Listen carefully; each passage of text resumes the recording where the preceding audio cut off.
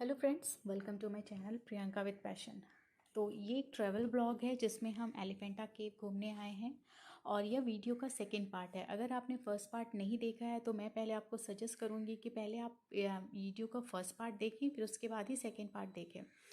सो एलिफेंटा केव की जर्नी हमारी gateway of India से स्टार्ट हुई थी। वहाँ से हमने जर्नी अपना स्टार्ट किया था और हमारी फाइनल डेस्टिनेशन जो है वो एलिफेंटा केव है। अभी हम फाइनली वहाँ पे पहुँच चुके हैं। फेरी से उतरने के बाद हम आगे और देखते हैं कैसे है हमारी जर्नी।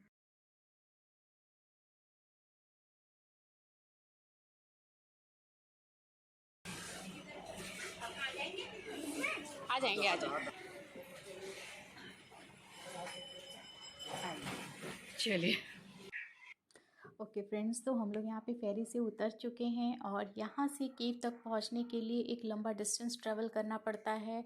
आप ये डिस्टेंस या तो टॉय ट्रेन से ले सकते हैं या फिर आप पैदल भी जा सकते हैं। क्योंकि हमारे साथ बच्चे थे इसलिए हम लोगों ने टॉय ट्रेन लेना प्रेफर किया। आई थिंक इसकी फ़ीस 10 रुपीज़ थी, आने और जाने दोनों को मिला करके, जो कि बहुत रिजनेबल फ़ीस थी।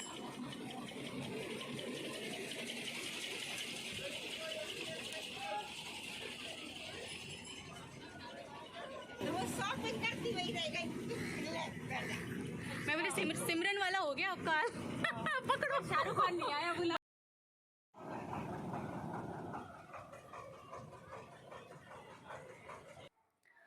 यहाँ पे हमें टॉय ट्रेन छोड़ दी है और इसके बाद अब हमें चढ़नी है सीढ़ियाँ, जो कि ऊपर से एक आते हुए बंदे ने बताया था कम से कम 127 सीढ़ीज़ हैं जो हमें चढ़ने हैं।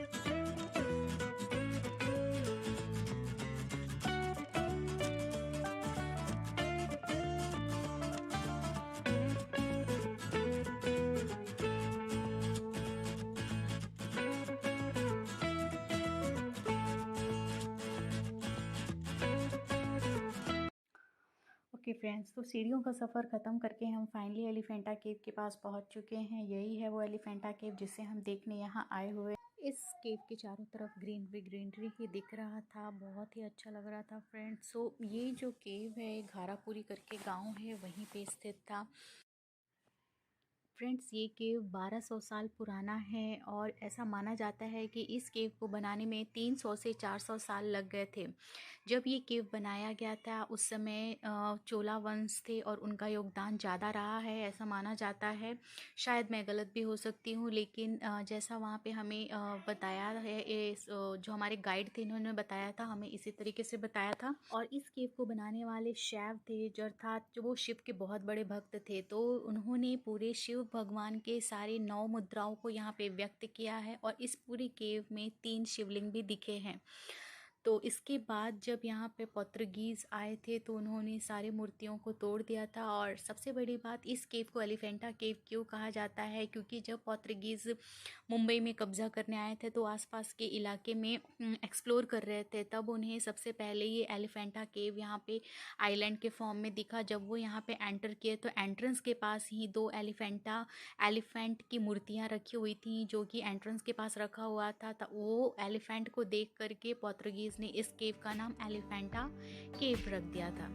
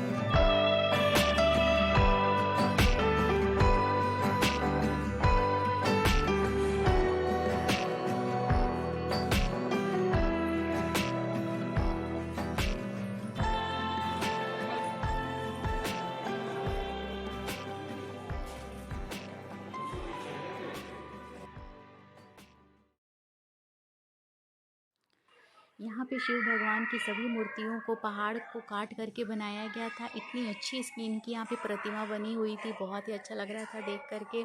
सारे जो प्रतिमा हैं, सारी मुद्राएं जो हैं पहाड़ को काट काट करके बनाया हुआ था, जो आप देख सकते हो। लेकिन वो जो अधिकतर मूर्तियाँ थी वो खंडित हो गई थी, टूटा हुआ था।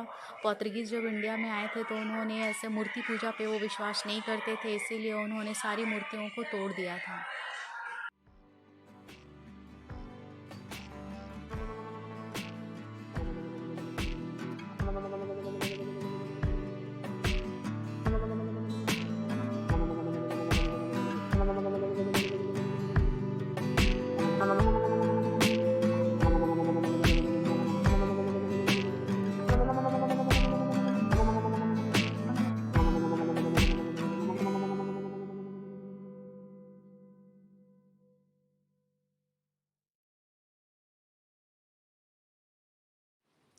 फ्रेंड्स, ये हमारे गाइड थे और उन्होंने हमें भगवान शिव के 9 मुद्राओं के बारे में बहुत अच्छे से बताया था।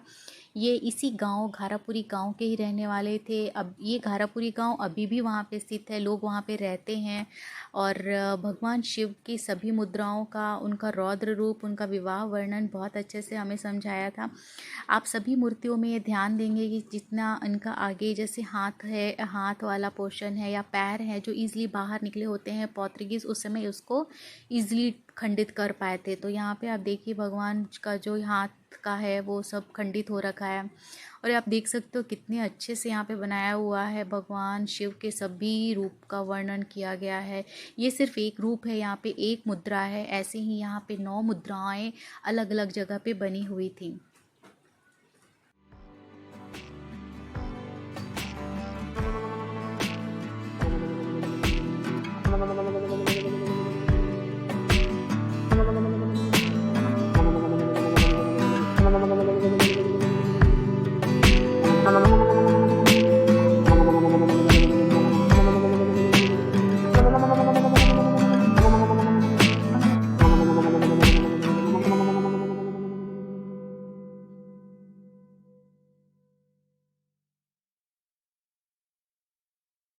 सो फ्रेंड्स, ये था एलिफेंटा केव और इसकी हिस्ट्री थोड़ी बहुत ही मुझे पता थी। जितनी मुझे पता थी मैंने आपको बता दिया। और अगर आपको ये वीडियो थोड़ी बहुत भी अच्छी लगी हो तो इस वीडियो के नीचे लाइक का बटन है, उसे ज़रूर दबाएं। और अगर आप मेरे चैनल पे नए हैं और अभी तक आपने चैनल को सब्सक्राइब नहीं किया है तो इस चैनल को सब्सक्राइब कर दें, सो आपको आगे इसी तरीके के ट्रैवल ब्लॉग्स देखने को और मिले। And thank you friends, thanks for watching.